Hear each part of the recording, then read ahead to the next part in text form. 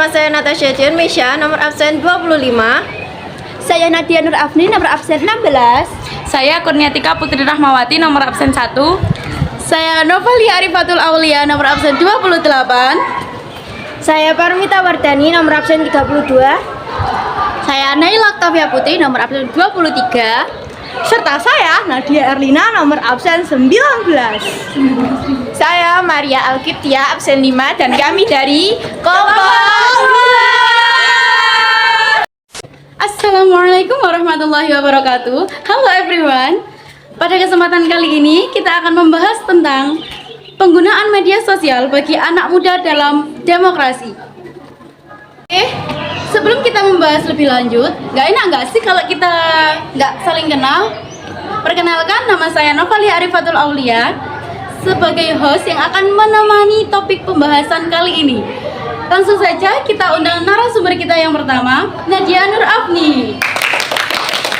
Halo semuanya, di sini saya sebagai narasumber pada pembahasan kali ini bersama dengan Kak Nova.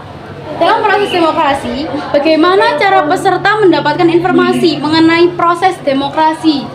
Baik, menurut saya, cara peserta didik bisa mengetahui proses demokrasi di Indonesia adalah keterlibatan mereka sendiri dalam proses demokrasi tersebut.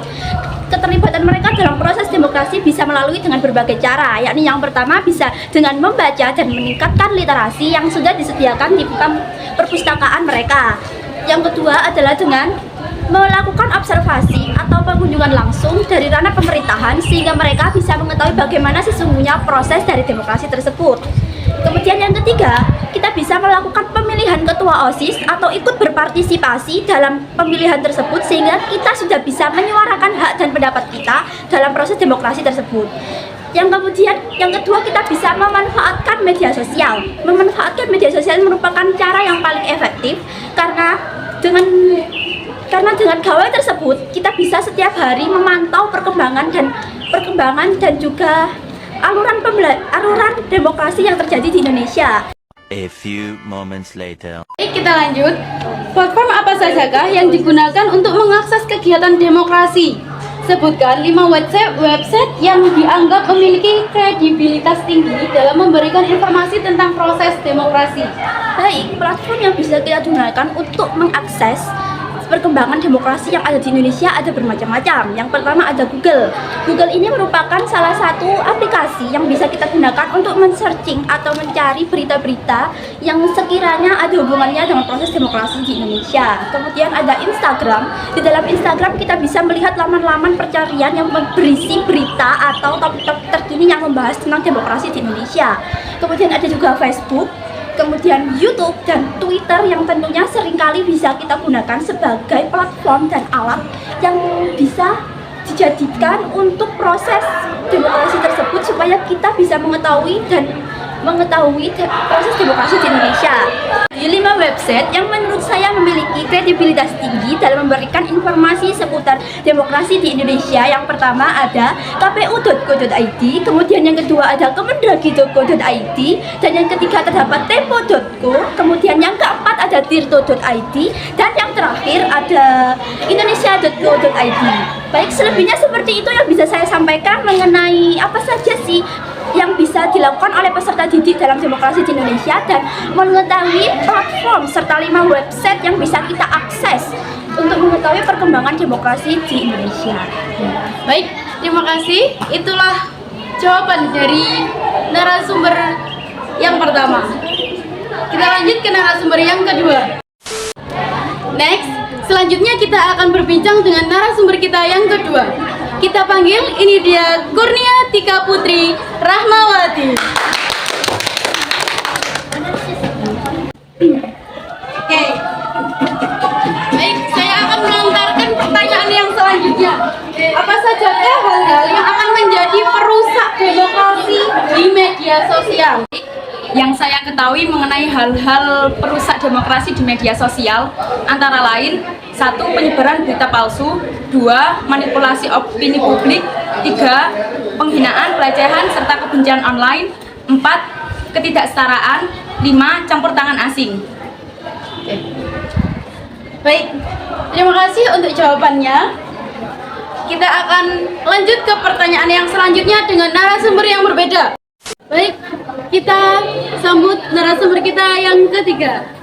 Inilah dia, Naila Octavia Putri. Baik, saya akan bertanya, apakah definisi ujaran kebencian dan hoax? Berikan contoh minimal 5 dari masing-masingnya. Oke, definisi hoax sendiri adalah informasi, kabar, atau berita yang palsu atau bohong, tetapi dibuat benar apa adanya. Contohnya parodi, konten menyesatkan, konten tiruan, konten manipulasi, dan koneksi yang sama. Sedangkan definisi ujaran kebencian sendiri adalah komunikasi dalam bentuk provokasi, hasutan, atau penghinaan oleh individu, seperti penghinaan, pencemaran nama baik, perbuatan yang tidak mengenakan, penistaan, dan provokasi. Baik, terima kasih atas jawabannya. Oke, selanjutnya mari kita beralih ke narasumber yang berikutnya. Oke, kita sambut ini dia narasumber kita yang selanjutnya, Natasha Dian Meisha. Oke, langsung saja ke pertanyaannya. Apakah undang-undang atau peraturan yang mengatur masalah ujaran kebencian atau hoax?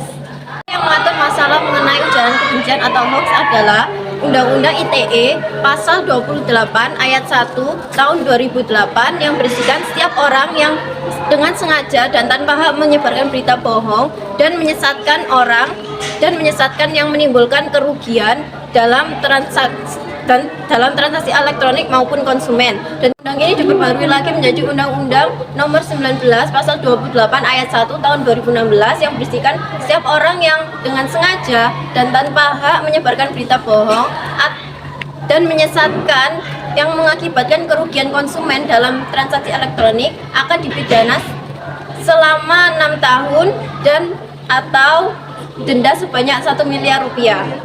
Baik, terima kasih atas jawabannya.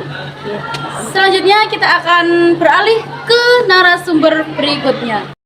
Oke, kita sambut ini dia narasumber kita yang berikutnya, Nadia Erlina.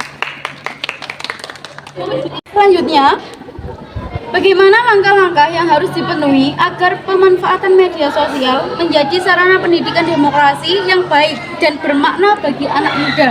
Oke, yang dipenuhi yaitu yang pertama, mencari informasi yang didapat. Yang kedua, menjaga etika. Yang ketiga, menghindari akun provokatif. Terima kasih, sekian dari saya. Oke, kita lanjut ke narasumber yang berikutnya. Ini dia narasumber kita yang selanjutnya, kita sambut Maria Alkiptia. Oke. Langsung saja ke pertanyaannya, bagaimanakah harusnya anak muda memanfaatkan media sosial sebagai suara demokrasi? Seharusnya anak muda menyuarakan demokrasinya dengan perkataan komentar yang baik, berpikiran terbuka, membuat postingan atau komentar mengenai demokrasi dengan sebenarnya, tidak memojokkan atau menjatuhkan salah satu pihak saat berkomentar, tidak menghasut orang lain untuk membenci salah satu pihak. Sekian, mungkin itu saja yang bisa saya sampaikan. Baik, terima kasih atas jawabannya. Selanjutnya kita beralih ke narasumber yang berikutnya. Kita lanjut ke narasumber kita yang terakhir. Kita panggil ini dia, Paramita Wardani. Oke, langsung saja. Ini pertanyaan yang terakhir. Apa rencanamu agar bisa berkontribusi terhadap kebaikan proses demokrasi di negerimu? Jadi rencana saya agar bisa berkontribusi terhadap kebaikan demokrasi yaitu dengan meningkatkan literasi, terbuka dalam berbagai pemikiran dan pengalaman baru, berkontribusi memajukan Indonesia dengan menjadi relawan serta menjadi pengguna internet dan media sosial yang baik. Ya. Baik, terima kasih. Baik, sekarang kita sudah sampai di ujung acara kali ini. Sekian topik pembahasan hari ini, terima kasih. Dan mohon maaf apabila dari kami ada salah kata atau perbuatan. Semoga pembahasan kali ini bermanfaat bagi kita semua. Terima kasih. Wassalamualaikum warahmatullahi wabarakatuh. See you next time. Kami ucapkan terima kasih kepada guru pembimbing dan pendamping P5 serta guru mapel dan wali kelas kami, Bunda Umi Kulsum. Terima kasih atas segalanya. See you next time. Wassalamualaikum warahmatullahi wabarakatuh. Bye bye.